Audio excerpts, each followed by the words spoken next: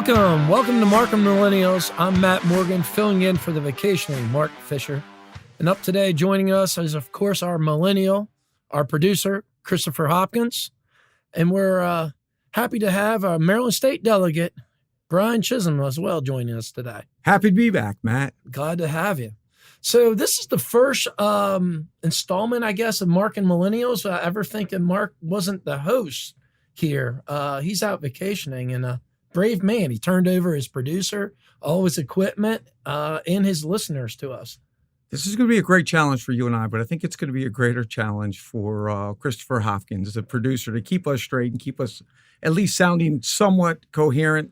Mark does an incredible job, but I think you got it, Matt. I think you can do this. I tell you what, it's probably Christopher's probably his work going to be cut out. I mean, it's probably going to be a lot of edits.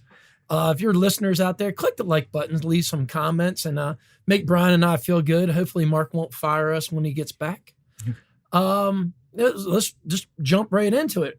First, we have a clip here, Mr. Producer, on some latest poll numbers of just how the Biden administration is doing on a couple different fronts. Let's go ahead and hear what Chuck Todd has to say. We have a brand new NBC News poll out this morning. It's filled with some scary news for the Democrats. The overarching message: Americans have lost their confidence in President Biden and their optimism for the country. At least they have right now. Just 22% of adults say we're headed in the right direction. A shocking 71% say we're on the wrong track. And that includes a near majority of Democrats who are saying that. President Biden's approval rating stands at a dismal 42% versus 54% who disapprove. Believe it or not, just 2 months ago, Mr. Biden was in positive territory, 49% approving, 48% disapproving. So what's pulling down the president's numbers? Well, look at this set of numbers. Just 37% say he has the ability right now to handle a crisis versus nearly a majority who say he does not. 37% also say he's competent and effective as president. 50% disagree with that description. What's more, Republicans, believe it or not, have double-digit leads in dealing with border security, inflation, crime, national security, the economy, and shockingly, on getting things done. Wow, that was some unbelievable information thrown out there by Chuck Todd, and it looked like it hurt him personally. That was the astonishing thing to me. This is not Fox News. This is a far left-leaning media. Meet the press. Exactly. And you know, with these numbers that are abysmal, this is coupled with the fact that the national media has been cheering this guy on. They've been covering up all the bad press. They've been covering up all the bad stories. But yet the Americans are now saying, no matter what you tell us, we know what's going on. We know what's going on in our own life, our own families. And if you break down the numbers, it all makes sense, man. I mean, you look at border security, it's been horrible. We've had a million illegals try to cross that border in the last 7 months. So what gets me about the Biden administration and why these poll numbers are so shocking, I mean, this guy had 81 million votes only a year ago. 81 million people supposedly voted for this guy. And he was really handed like this could have been the easiest presidency of our lifetimes. He was handed a vaccine. He was handed an economy ready to thrive. He was handed a secure border. He was handed world peace. And then imagine that they managed to screw up all that. And the shocking thing to me is that Chuck Todd seems surprised by this. But the last poll where it's showing that most Americans don't believe he's competent, only 37%, that's the scary number to me, because when you think about the American president, we are the world leader, or perceived as the world leader. That's why our reserve currency, we are the number one reserve currency. So when you start to look at the other things, the economy, inflation, that's why they're now going out of control. And people see that their dollars are not buying them nearly as much as they used to. And it's going to continue to spiral out of control. Even Larry Sanders, the old Fed chairman, said that. And if we don't get on board with what he is actually doing to this country and to the world at large, we're not going to be able to put this genie back in the bottle soon. Well, I agree with you, Brian. I mean, that's probably the reason why that I think the clip said that 22% only think the country's on the right track. And it's the right track, wrong track numbers that really mean a lot for elections, because that's the direction the country is heading in. And people just don't feel real good about that. You mentioned the inflation problem, the immigration problem. And it's just not looking really, really good for Democrats right now. Their policies are proven to be kind of failures. But, you know, they still have the Trump factor where they get out there and yell Trump, Trump, Trump really loud. And hopefully you listen to them and you know, you don't hold them accountable for their actual results of their policies. And you and I know their playbook is never going to change. But the bottom line is, and we know this being in the quote unquote business of politics, is everybody votes with their pocketbooks. And every single American, I don't care who you are, now that we've stopped the unemployment insurance debacle and everybody was getting $600 to $900 per week, they're starting to realize, wait, I got money, but I don't have a job. My money's not buying me nearly as much as it could have. And I feel horrible for some of these really low income families that now have to decide, where are my priorities? Is it bread? Is it feeding my children? Is it milk? Because things have gotten so far out of control. And is it worth it for me to get in my car and put a $4 gallon gasoline in for me to go buy some of these things? So people are feeling it now. The people that didn't pay attention before now realize they don't have an optimistic outlook for Christmas. They're being told your presents may not be there. They may not have any money on the table. They may not have any food on the table. And you can't hide that. You can't hide that with the media. You can't hide that when it comes to people's families and what they're really experiencing. Yeah, absolutely. And then at some point we need to maybe start a slogan, make the supply chain great again. Yeah, perfect. MSGA.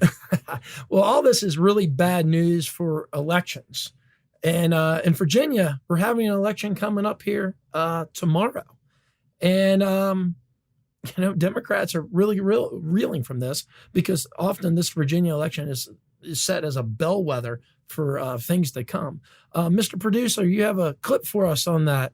Check this out, podcast listeners. The latest Fox News poll shows him skyrocketing ahead of Democrat Terry McAuliffe in the closely watched Virginia governor's race. Youngkin now with 53%, while just 2 weeks ago, McAuliffe led with 51%.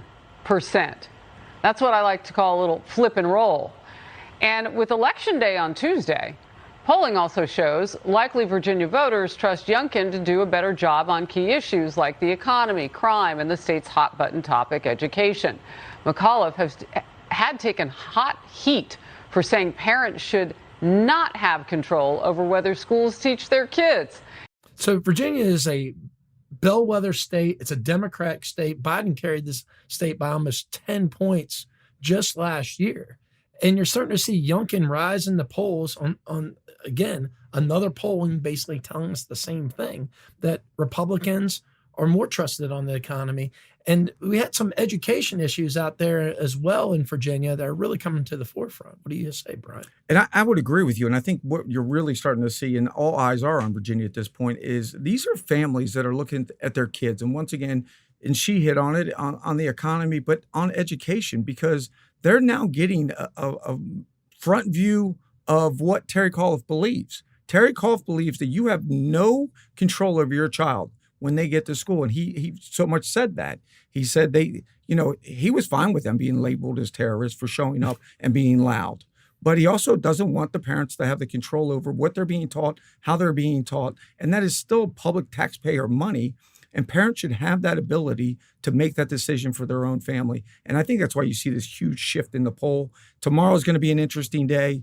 I think that if blue collar Americans show up, I think we're going to see Youngkin win because, we see the hardcore Democrats are going to vote one way, hardcore Republicans. But now we're getting those people that maybe didn't care too much before, that all of a sudden see their pocketbooks being diminished and they see their children's education being destroyed and them being told to sit down and shut up. And that's what's going to show up tomorrow. So their governor candidate, Terry McAuliffe, we'll call him Terry McAuliffe because he is awful. He's a Clintonite. He's been part of the establishment. But frankly, he was Virginia governor just 4 short years ago. That's right. And looking for a second term. And he just really stepped in it. I mean, end of September, this looked like a kind of a race that Republicans might compete in, but it didn't look close. And then he had this moment of telling the accidental truth. Right. And I love it when politicians get on shows like ours and tell the accidental truth is, and the truth is that he didn't believe that parents should have a say in their education. They believe the government should. So it's really an interesting topic, and really changing for really the direction the country is going in.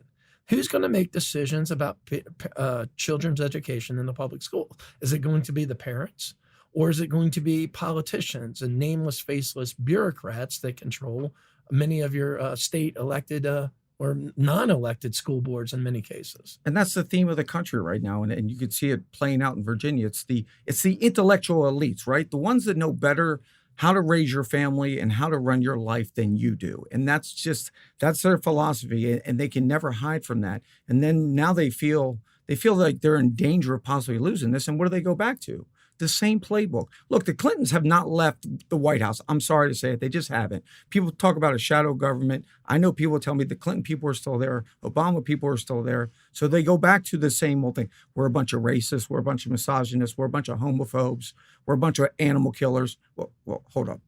Now that we got Fauci, I don't think they want to go with that one yet. I mean, he's killing beagles and all that. So they like the Michael Vick of science there. Yeah, I think they want to stay away from that. But it does go to show that's what you're going to hear. And it's worked for them in the past. Let's hope the real Americans understand that this is a dangerous path they're taking you down. They think that you're not smart enough to stand up for your own family. So just shut up, sit down, and let us run your life. Yeah, shut up, do what you're told. We'll run your life for you. And when it comes down to campaigning, they always go to that same well. It's like distorting, demonizing people, attacking you personally for things. And I think, Republicans are getting better at confronting this, because once you get through it, they really have no plan B. But they're desperate to keep in power. Right. And that's a good transition into our next segment, Mr. Producer. If you want to play that clip, it has to deal with them trying to keep power and what they're referring to as a Tiki Gate. This is a play off of what happened about 4 years ago in Charlottesville. We had some unfortunate events out there. And basically, they're trying to set up the Youngkin campaign, Mr. Producer. And the viral campaign hoax that everyone is talking about will probably hurt McAuliffe. The disgraced Lincoln Project, which has spent more than $250,000 on anti-Youngkin efforts, is now admitting that it orchestrated this stunt, sending this group to stand outside a Youngkin bus to pose as white supremacists with tiki torches. McAuliffe's team quickly pounced on his rival, writing in a now-deleted tweet, "The Unite the Right rally was one of the darkest days in the Commonwealth's history.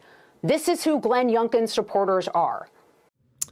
Wow. And the Lincoln Project ended up taking credit for that, but they've donated over $250,000 to the Terry McAuliffe campaign.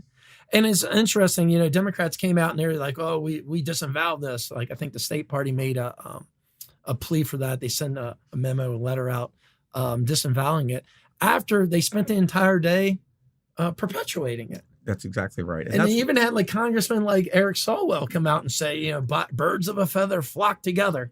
So it's not like that, they went to the well once again with it. Yeah, and they hope that the public doesn't pay attention. They can say that this guy's a racist because that's where they always go, because they can't win on policy. They can't win on philosophy. They always say, oh, that guy's a racist. And we don't have anything to prove it, so we're going to make something up. And then they let it run as long as they can. And then when they know the gig is up, then they'll go out and possibly apologize, or they'll make excuses, but it's too late then. At least they got this out before the election. And you and I see these things right away, and we start to question it, because the people we know are not racist. The Democrat Party, and especially the far left, has been historically racist from the Ku Klux Klan on up. Oh, they are the party of slavery. They are the party of Jim Crow. They're the party of internment camps, and yeah. And that's right. And so they can't point back to any of those things. So what the heck? Let's just make something up. We'll make it look like we're with them and make these stupid signs. But they were so bad that at least they got what caught. I don't get, Brian. What I don't get, all this comes from Saul Alinsky's Rules for Radicals, and in Saul Alinsky's book, Rules for Radicals, they talked about doing almost nearly the same thing out in 1972 out in Tulane University. George H.W. Bush was speaking at the event, and the students were planning on disrupting the event. And Saul Alinsky was like, no, don't disrupt the event. You got to be smarter about this. Dress up as Ku Klux Klan members And then when Bush talks about Vietnam, the Vietnam War, the Nixon policies, you start clapping and cheering, saying the KKK supports George Bush. And that's what they'll cover in the news. And they did that with very successful results. So here it is, like 40 years later, and Democrats are still doing the exact same thing. And we have people in the, like MSNBC ran with this news article all day long, perpetuating this lie. And it's getting to be insulting where, people, you want to talk about fake news. What gets me is their MSNBC's Twitter account is still working today. So I don't know if they've actually been banned on that. And yeah, that's an interesting point. But you're right. They enthusiastically push it out there. And, I've said this before, whenever you're watching the news, just be wary that they're telling you a story, not the story. They're telling you what they want you to hear. And so they figure they can perpetuate a lie like this, and it's okay. They're never going to be called to task for it. I think the ratings are abysmal, but some people still watch it and they believe, hey, this must be a real story. I'm glad that it was at least exposed that it was made up, or it was perpetuated by Terry McAuliffe or Terry McAuliffe's campaign. Terry McAuliffe is the perfect name for that guy. I tell you, it also tells you just how desperate they are to hold on to power. Right. And the one thing they really, really have a problem with on their side right now, I feel, is enthusiasm. And Mr. Producer out there in podcasts, people out in podcast land, we have a clip on just how bad the enthusiasm gap is right now. Mr. Producer? Tell everybody you know to vote tomorrow. Nothing like saying, you want to meet me tomorrow? What you doing tomorrow? You got any plans tomorrow? Tomorrow's a good day. It's going to be a good day. But the point is, Brian, what you doing tomorrow? Was that cringeworthy or what? I mean, they're trying to get it that was obviously a couple of applause lines in front of a very friendly crowd. And that was just bad. The scary part to me is that she is so bad and so unmotivating that we are fine with letting this senile bag of oatmeal stay in the White House. And we'll get on to some of his other bodily problems later. But I mean, she is so bad, but it just goes to show. But to be honest with you, Matt, this is what the Biden administration or the Biden campaign looked like going into the presidential election. If you remember, nobody was showing up. They were trying to tell people when to applaud.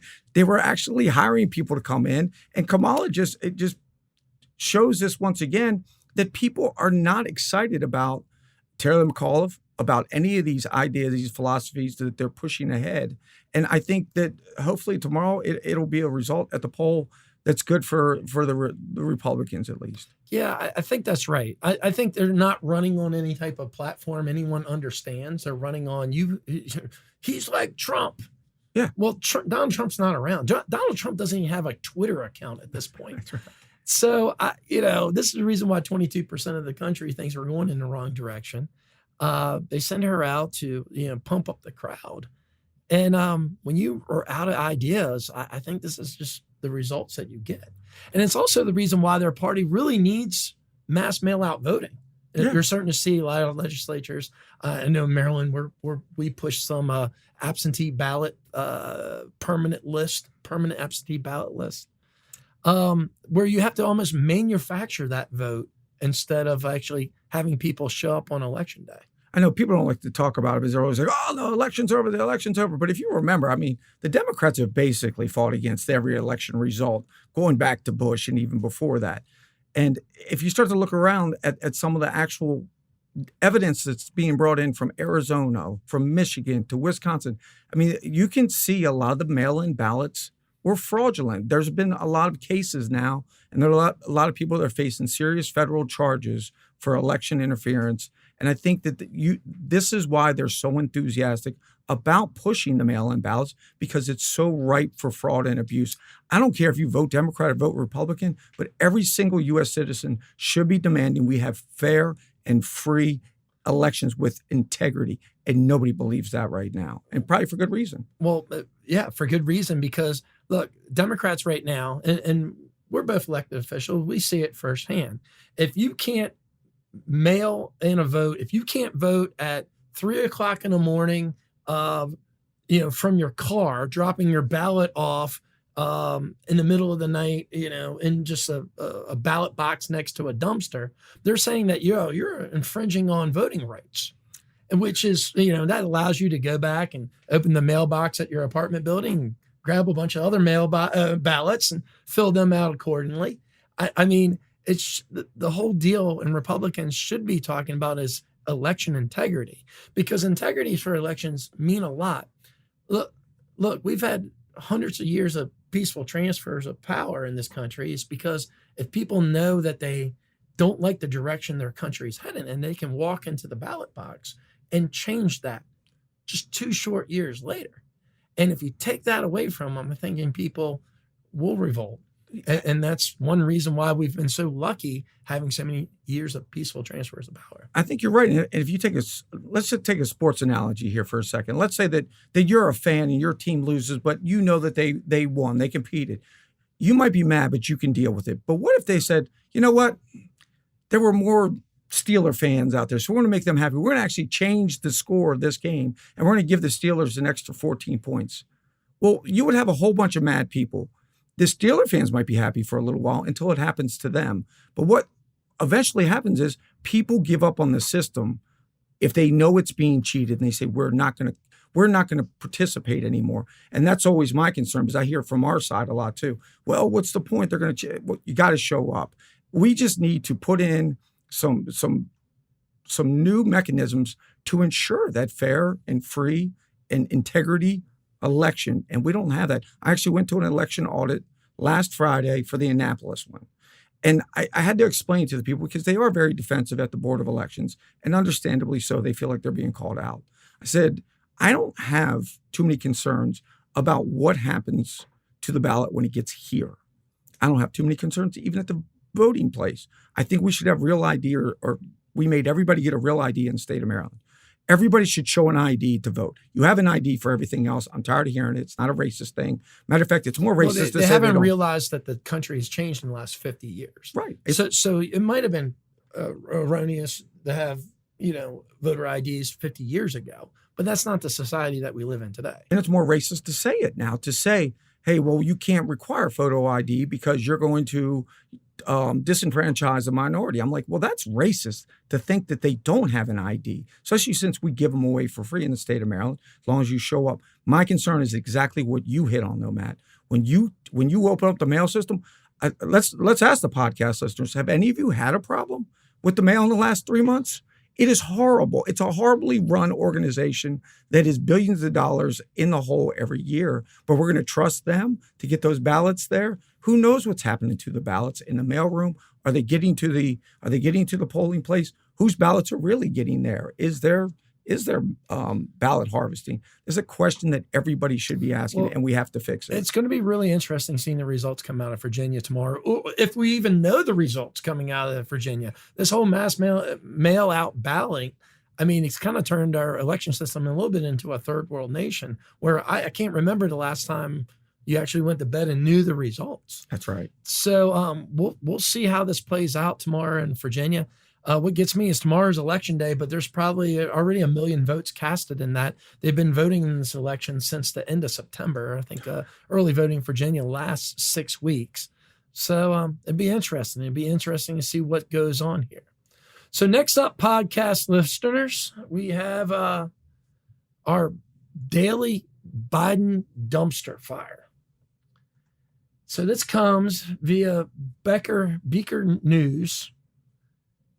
Joe Biden was over in Rome on Friday. The Vatican on Thursday abruptly canceled a planned live broadcast of the U.S. President Joe Biden meeting Pope Francis. The latest restriction to the media covers of the Holy See sparked complaints from the White House, the Vatican, and credited journals. So they put a hold on, and everyone was wondering why. And then trending on Twitter was an internet fire. It was just, a lot of tweets.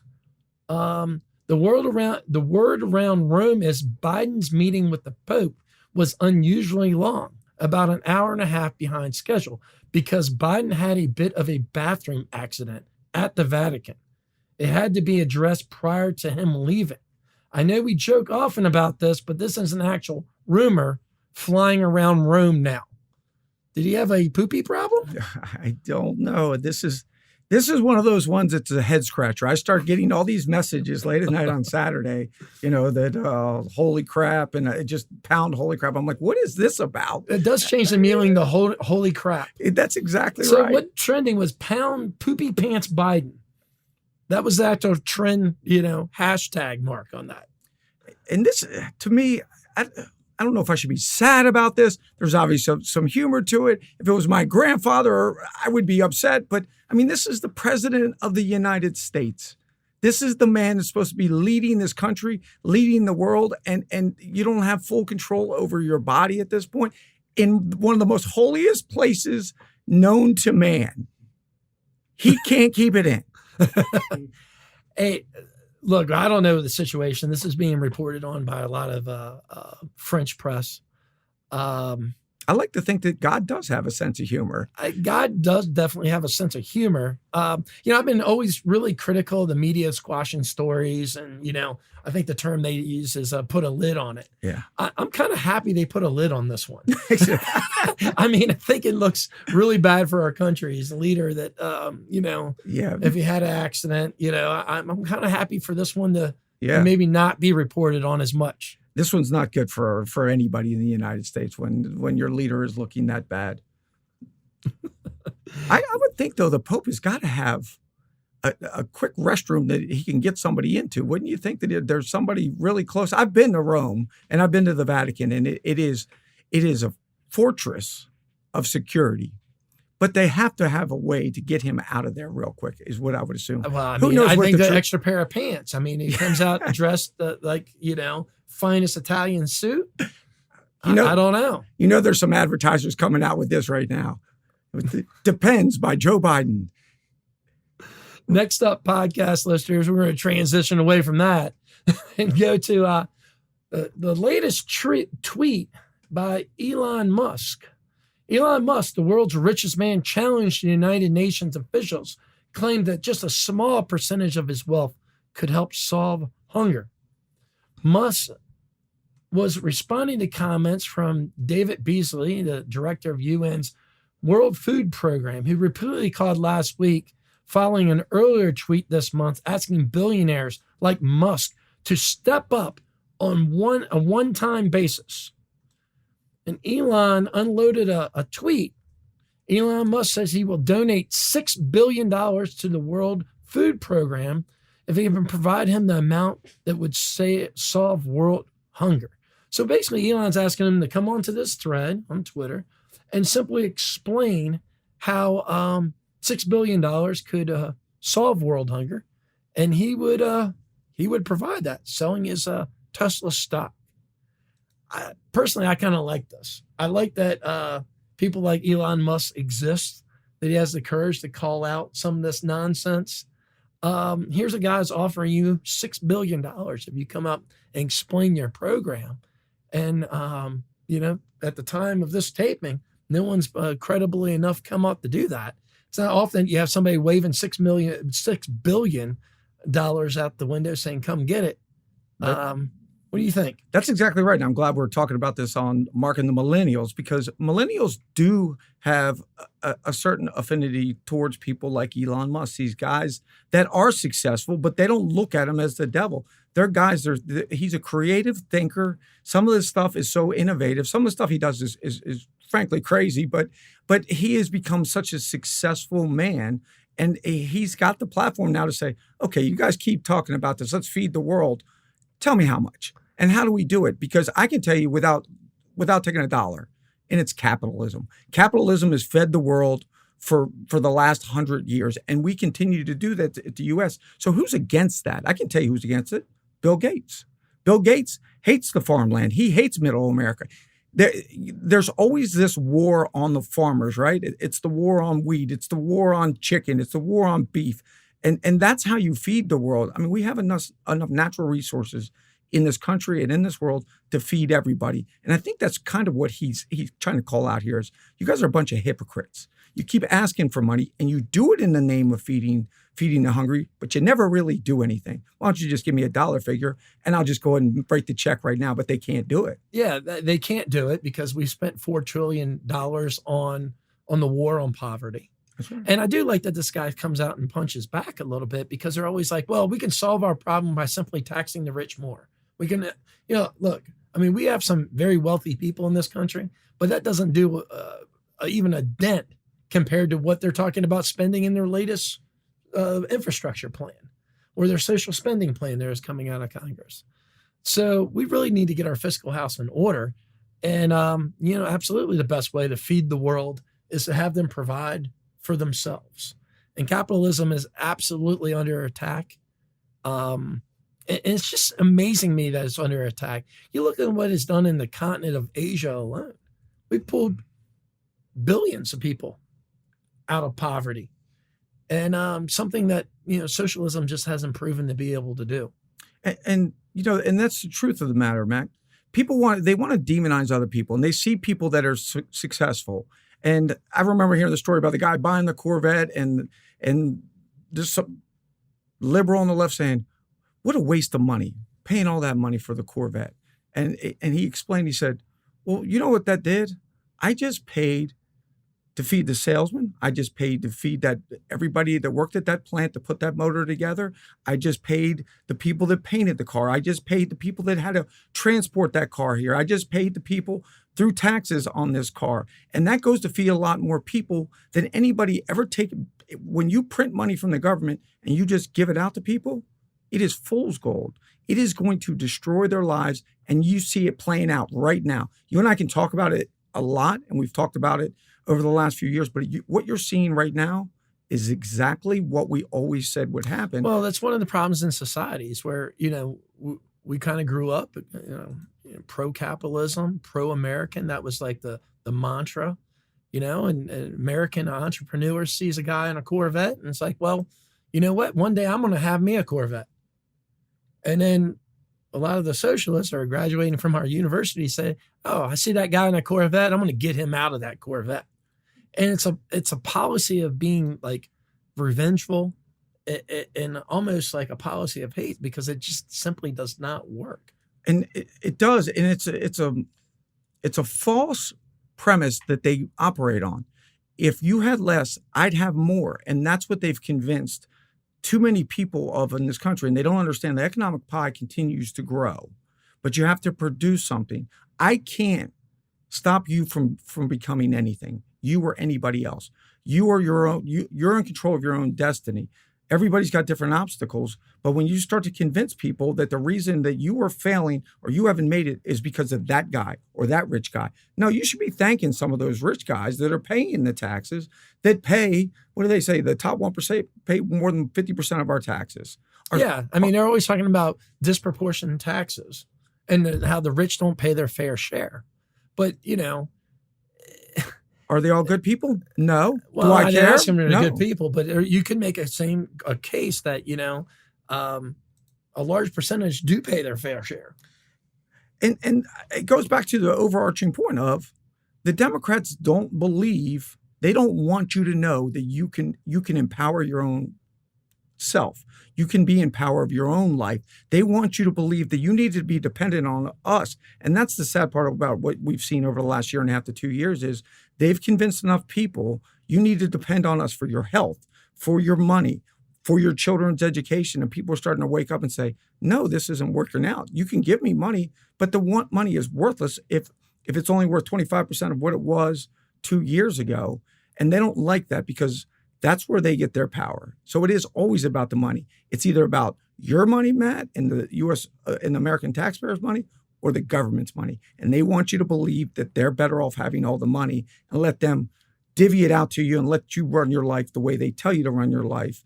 And that's a dangerous place where we are. And I'm hopeful that people like Elon Musk, who have that big platform, can say, look, I'm going to show you right now. I'm going to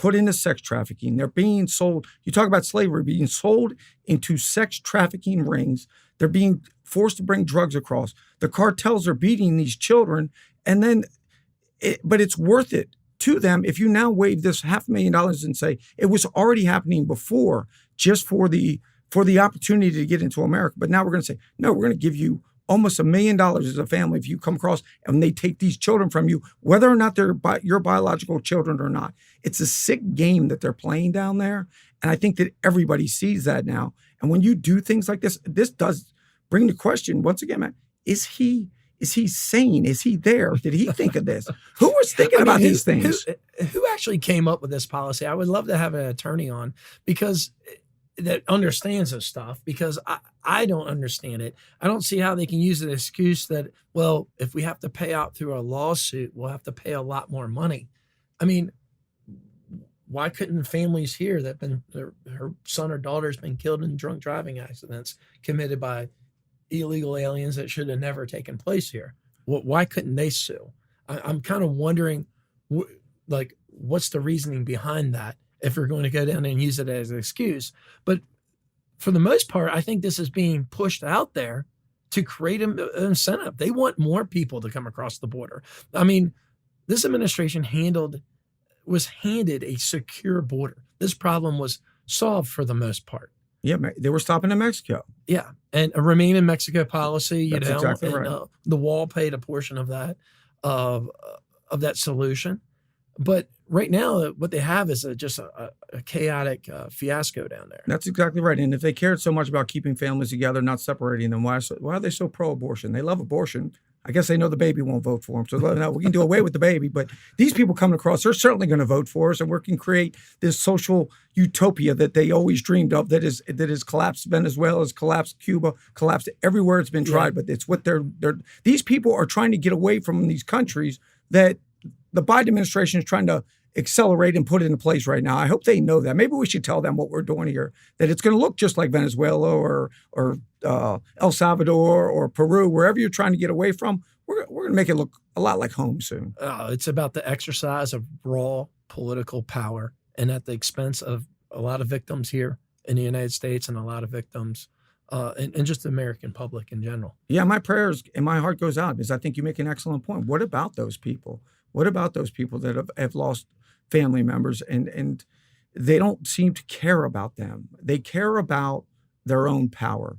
And to be honest with you, they don't care about these people at the border. I'll guarantee you they don't care about the people at the border. They care about the votes and the agenda that they might be able to carry out through these people. Because when it comes down to it, why didn't they help Cuba? That's true. That's true. So any final thoughts on letting Mark host the show today? I think Mark's fill-in did outstanding. Well, thank you. I appreciate that. I hope Mark has a wonderful vacation. I think we're due one more time this week to have a show, so please tune in and listen. I want to thank everyone today. I want to thank you for joining me today on Mark and the Millennials. This is Matt Morgan. I want to thank our producer, Christopher Hopkins. Check us out on iTunes, Spotify, YouTube, Facebook, Twitter, Parler, Rumble, and of course our website. See you later in the week. Peace out. Next time.